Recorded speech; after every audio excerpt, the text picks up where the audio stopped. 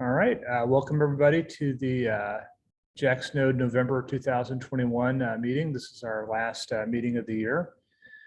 And this one is one that I was hoping to do maybe a couple months ago, but I just got the invite about a month ago. So if you're not familiar with Github Copilot, it's a new tool. It's being provided by GitHub that says that it's your online or your AI pair programmer.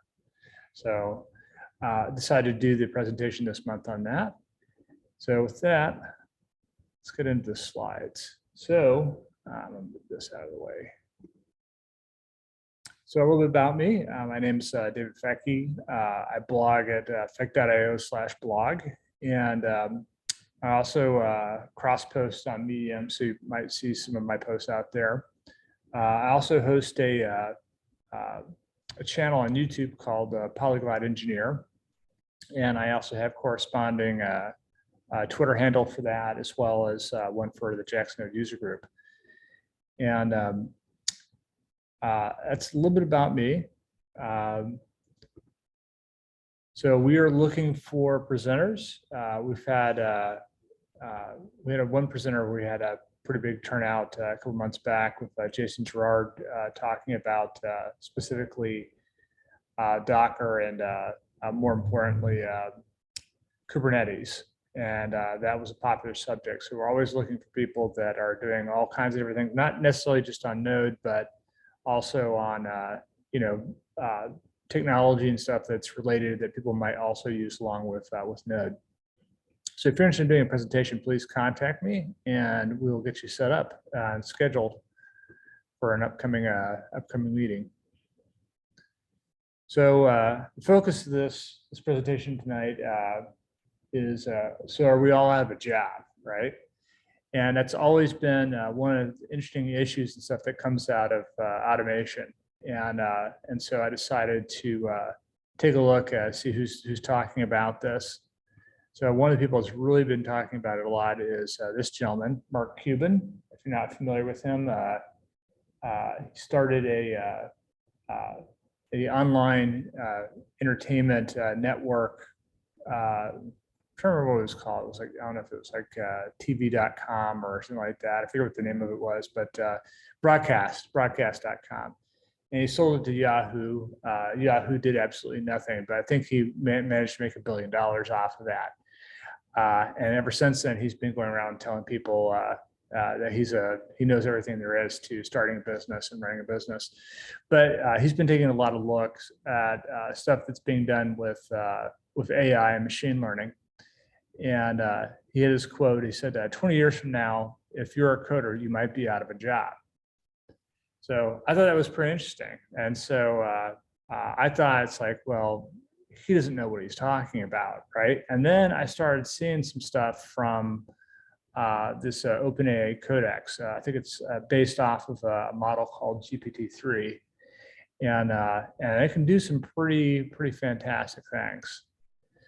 So just for a little perspective, if anybody's seen the show Silicon Valley, Russ Henneman was a character on that show, and he was he was based off of apparently Mark Cuban. So I always like that analogy. Oops. And so there's an economist passed away about 15 years ago named Milton Friedman, and he had a great anecdote he liked to tell. I don't know if it's true or not, but he went to go visit a canal project out in somewhere in Asia. I don't know if it was in China or a South Asian country, but he was out there and they were showing him the project, and they're showing, well, look, we're not using any earth moving machines. We're doing everything with shovels. And it's because this is, there's more workers when you use shovels. And his response to the person that said that to him was like, why not use spoons?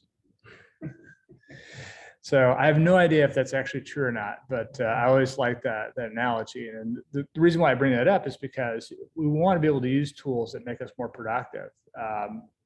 And it's kind of what software is all about, really, is automating things, making things easier for people. If it's not making things easier for people, it's not really doing what it's intended to do.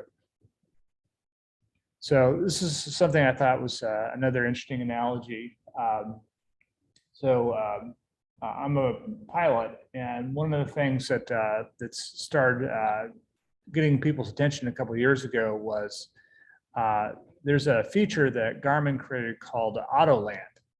And essentially what it does is that there's a red button in the cockpit. And the idea is that if you're being flown somewhere by a single pilot, and so if you're general aviation, it's very common, you'll have somebody who's a pilot, and then you'll have somebody maybe sit next to him that's a friend of the pilot, maybe somebody sit in the back seat, and you'll fly somewhere to go get some lunch or something, come back.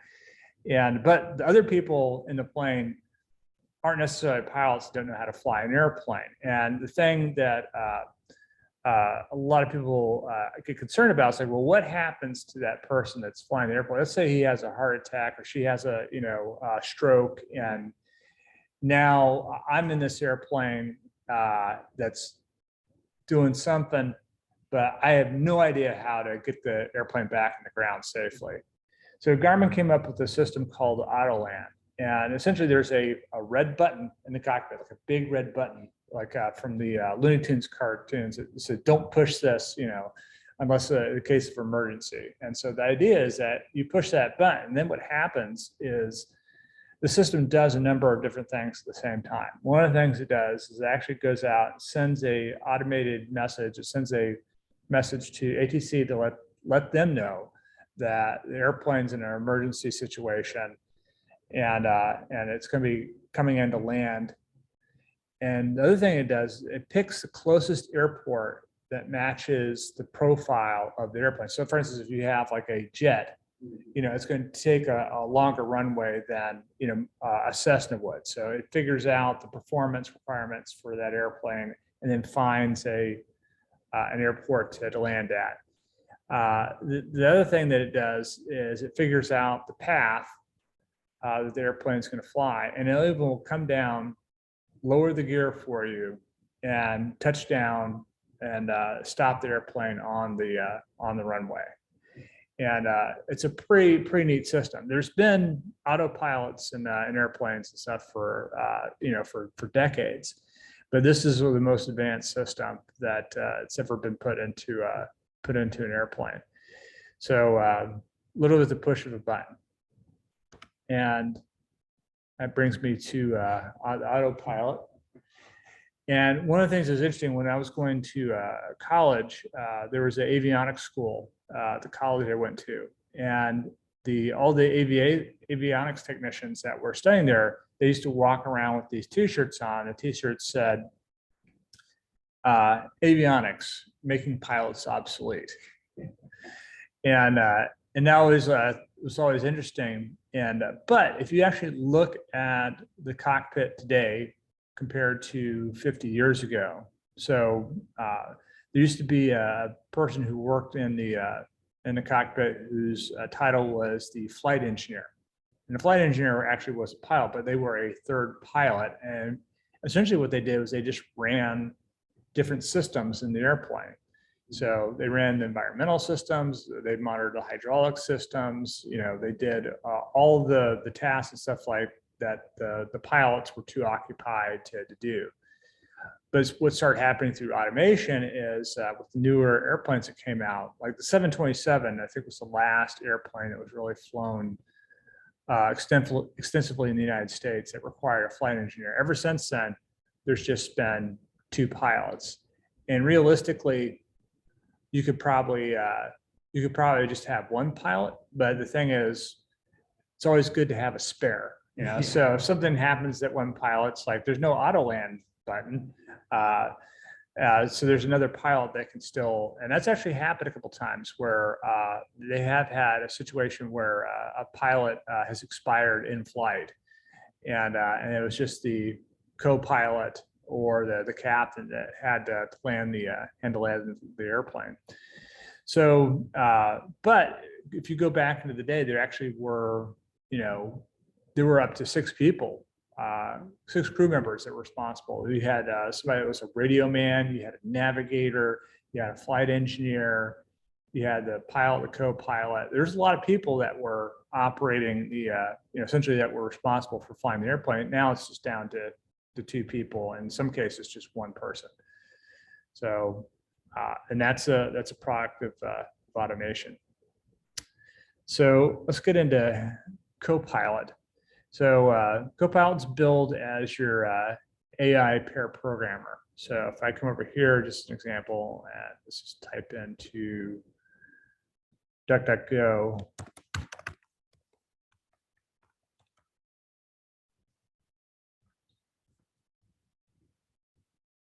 This is the website for Copilot, and it's pretty nice, well-designed website. And it's one of the things they build here is being more than autocomplete. But the thing that I thought was really interesting about this was that it's not just one language they're doing this with. They do this with multiple different programming languages. So let's go back to the slides. So the main languages they support, or they claim to support out of the box, are Python, JavaScript, TypeScript, Ruby, Java, and Go. And but they also support other languages as well. And so I just started to play around with some other languages to see what it would do. And sure enough, it will do code completion for other languages. Right now, it's still invite only. But I think now, if you sign up for the invite, you usually get the invitation back within a couple of days. And I think previously they were basing that off of like how many GitHub repositories that you had, or what kind of repositories that you were working or contributed to. But they've expanded it now to a lot more people. And then there's also a couple of editors they support out of the box.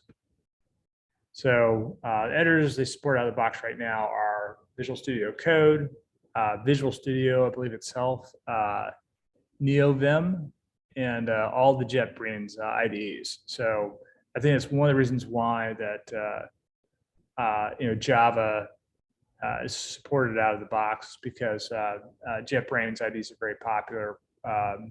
IntelliJ is very popular for doing Java development. So how does all this work? So basically the way it works is that it's based off of a model from the OpenAI Codex.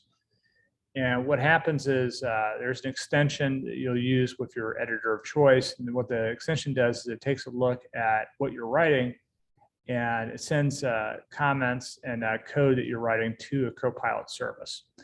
And then once it sees that, Copilot makes suggestions based off of what it's seeing in either in your comments or in your method signatures. So the Codex model is from the OpenAI organization. And if you're not familiar with the OpenAI organization, I think it was an organization that was started initially as being kind of like this open source, like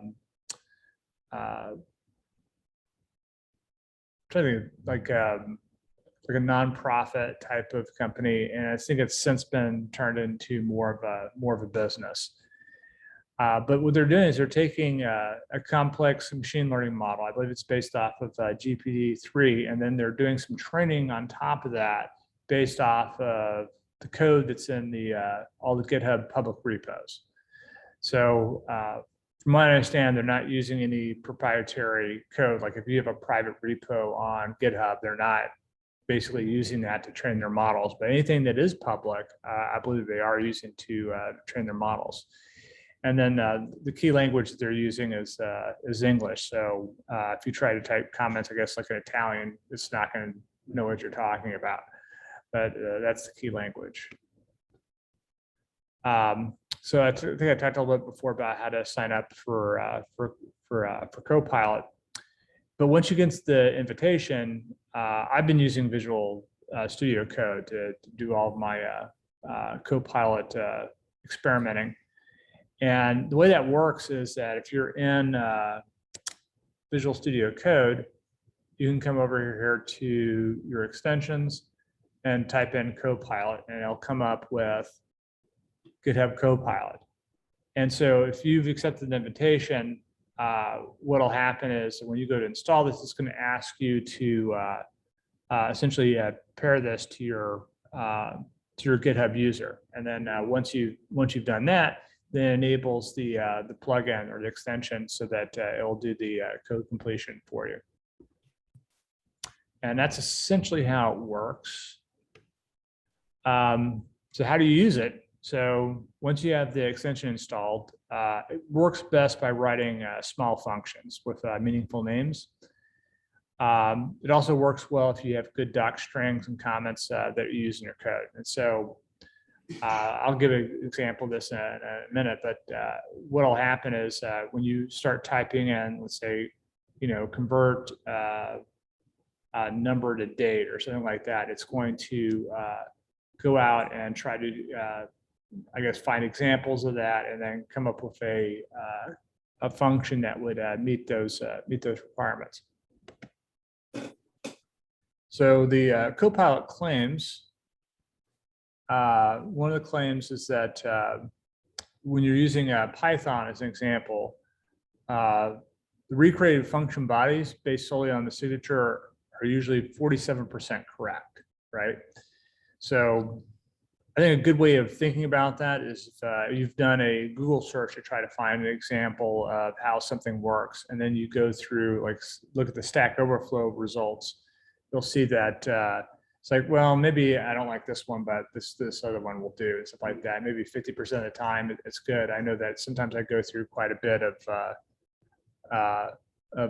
different examples that I find on Stack Overflow before I find one that actually is doing what it is I'm looking for it to do. But so if you give it at least 10 attempts, it was 57% accurate. So I thought that was interesting as well. And they also claim that it's going to get better with time. So you have to imagine as they continue to train and improve the model, that it will get better. And it also works best with API and frameworks that you may not be familiar with at this time. And so there's a neat example I saw somebody did where they said, well, basically, I don't know how to write anything in Go, but I'm going to try writing this text-based game in Go and see how well it will do. And within a couple of minutes, he was able to write this text-based game in Go without really knowing how to program in Go. It was a simple program, but the thing that was neat about it was that it did a pretty good job of actually trying to figure out what the person was asking for in their comments, and then actually writing a program that was usable. So with that, let's do some quick demos. So I'm gonna go here to Visual Studio Code. I have a couple different files here, but I figured I ought to start off with maybe a good hello world first. So I'm going to come over here. I'm going to create a new file. And let's just call this hello.js. All right. So let's see what happens. If I come over here and say,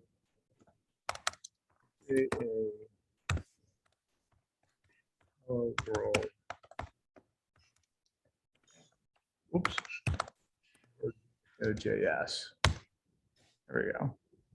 And let's say function, hello world.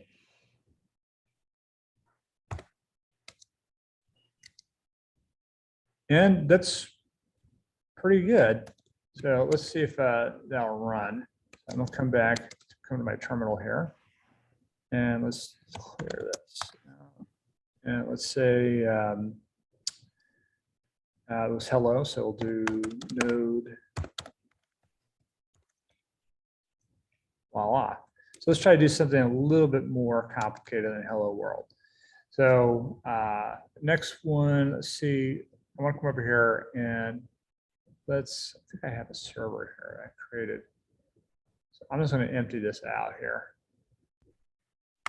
And let's say I want to create an Express server that will run the hello world function. That sounds good. All right. So first thing we need to do is we need to import Express from Express. There we go. And the next thing we need to do is create app from Express. So you can see as I'm typing this out, it's like doing code completion for me, right? Mm-hmm.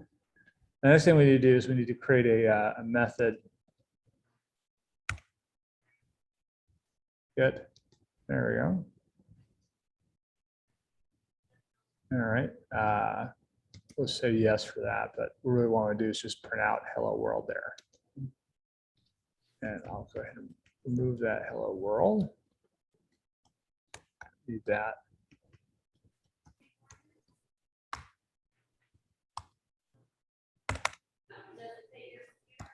And let's try server.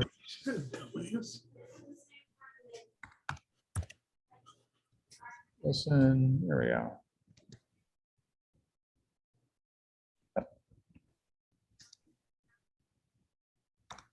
So it's doing the code completion there.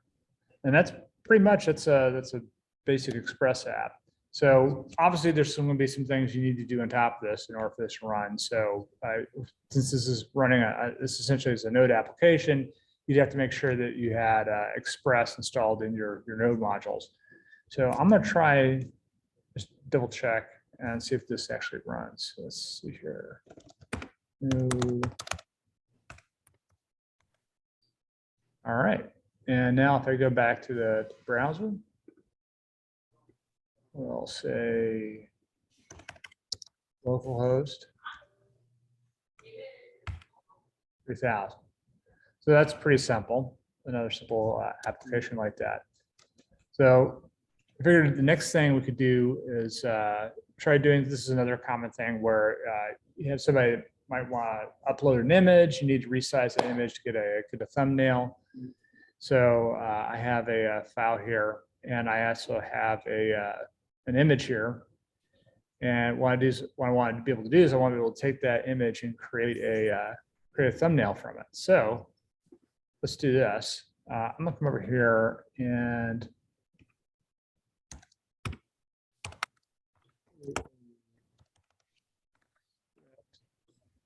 I'll create a thumbnail of a given image.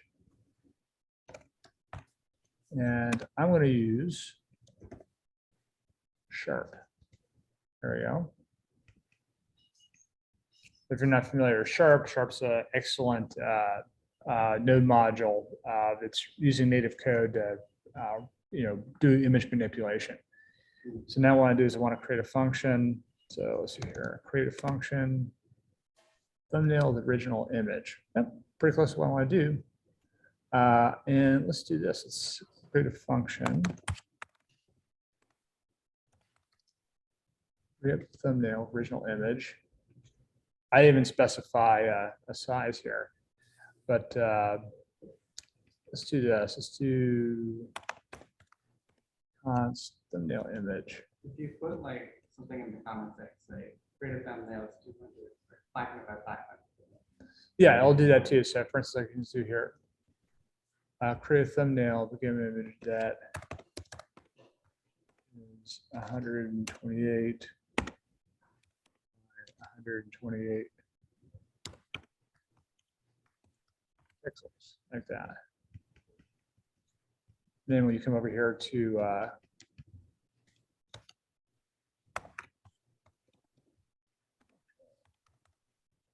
create thumbnail.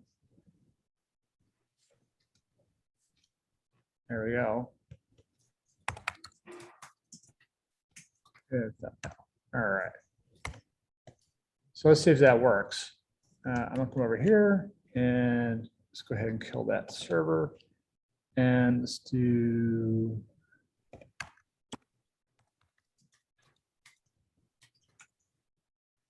all right, so that apparently ran.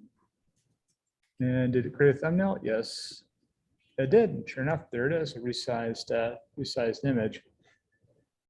So that's some of the stuff it'll just do with JavaScript. Obviously, it also works with TypeScript and Go and stuff like that. So I decided to play around with a couple other languages here.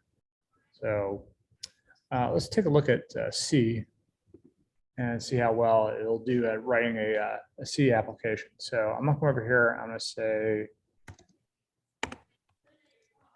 create a C hello world program. So the first thing we need to do is have a import.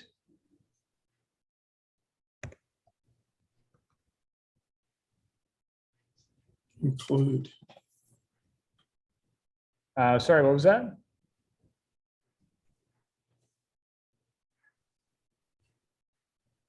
All right. Anyways, I believe we do pound include. All right, and then we'll do main void. That should work. So now, if I come over here, I type in clang. This is hello world.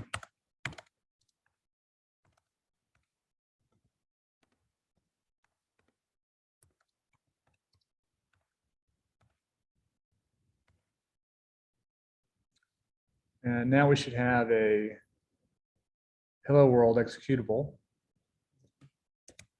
I come over here and I say, let's do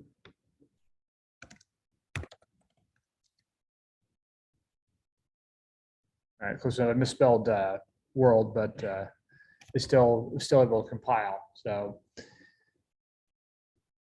another one I tried to do was, this is not one of the officially supported languages, but my day job, I do a lot of stuff with Swift.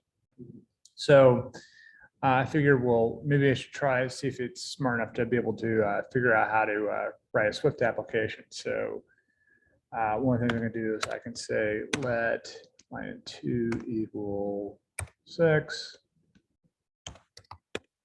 sum equal, and you can see here that it's looked at the previous two variables here and was able to do that. Now I want to print this out. I can say, let's see here.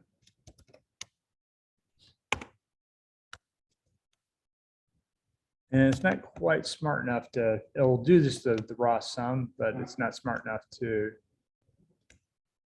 actually do that. So if I come over here and I type in Swift,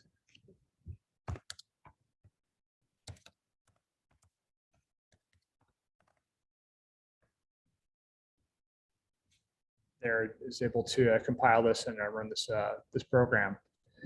So it obviously recognizes Swift. So if I wanted to create a function here that, let's say, added those two numbers together, I could say, yeah. So it's already kind of figuring out what I'm trying to do based off of the code that I already have in here. And so now what I can do is I can say, let's go ahead and comment that out. And we'll say, let's make the sum equal to add myint by myint2.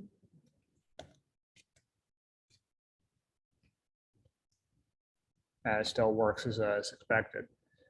So, that impressed me as well. Obviously, most people I think that are using Swift, I know there's some exceptions to this, are doing it for the whole Apple ecosystem. So if you're doing, iOS or Mac applications, Apple Watch applications, and stuff like that, there's a good chance you're using Swift to do that. But I know there's also there's like web servers and stuff that are based off of Swift as well. And I know that IBM is a big proponent of the language as well. But I don't know how many people outside of the Apple ecosystem are actually using it for dev work. But it's an open source language, and there's a lot of people that have Swift code up on GitHub, so obviously it's something they can model as well. So this is something that it handles as well.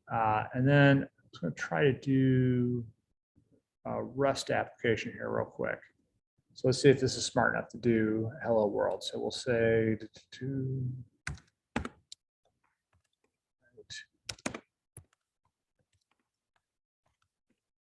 Rust.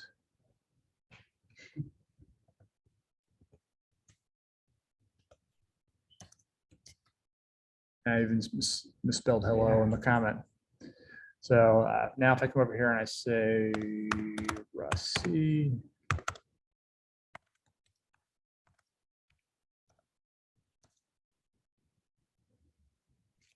doesn't like that. This is no file. Hello Rust.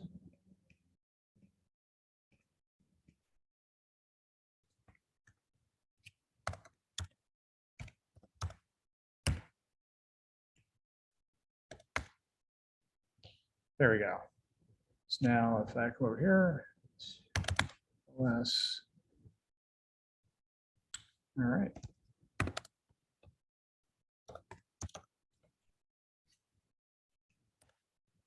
So we can see it's actually running the Rust program as well. Let's come back.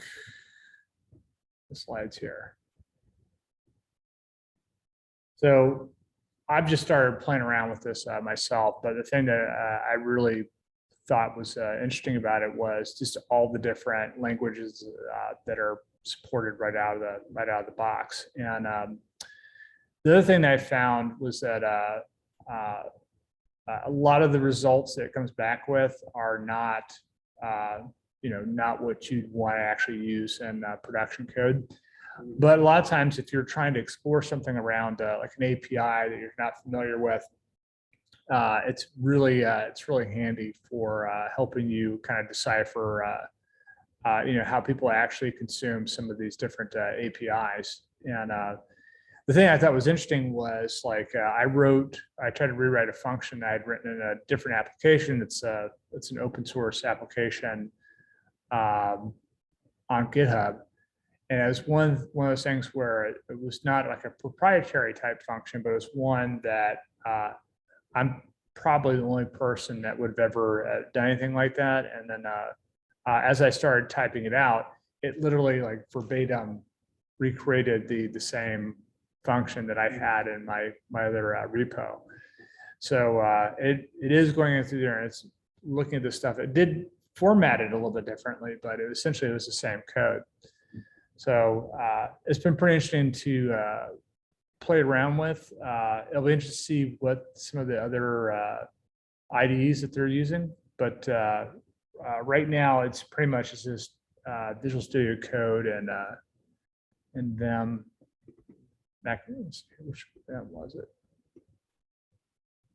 Yeah, NeoVim. It's just NeoVim, the JetBrains IDE, and Visual Studio. So I'm hoping that they'll bring other IDEs into the fold. I know that like Android Studio it's based off of a JetBrains IDE, so I haven't tried to add the plugin yet to see if it works with that, but just see if that works. It'll be interesting to see if somebody writes an extension for Xcode that will let you use this as well. So with that, I'm going to open things up to questions and see if anybody has any questions.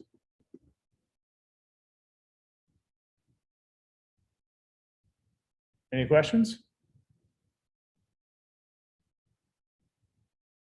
All right. Well, with that, I want to thank you guys for joining the meeting. I have a lot of exciting stuff planned for next year.